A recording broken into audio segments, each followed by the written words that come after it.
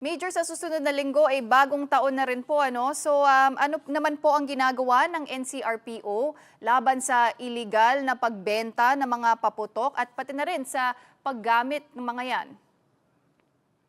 Mahigpit po at tuloy-tuloy yung ating pagpapatupad ng Republic Act number 7183 o yung pong ating batas laban sa illegal na paputok mula po December 9 hanggang 22. Meron na agad po tayong 6 na firecracker-related incidents na naitala sa NCR.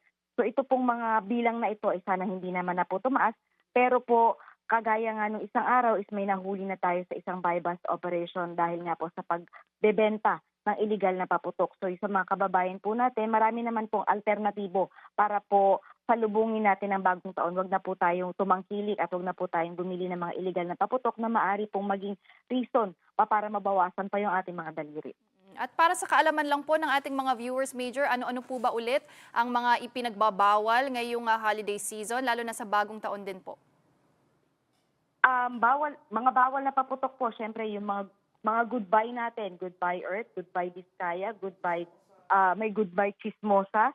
So yung pong pag makikita niyo lang po, nagpapalit po kasi ang mga pangalan nitong ating mga paputok na yan, pero po yung size po pag sobrang laki, sobrang bigat at hindi po siya sumusunod dun sa tamang timbang, kumbaga, ay ito po ay mga pinagbabawal. So mag-stick na lamang po tayo dun sa mga pailaw natin gaya ng luces at ng fountain.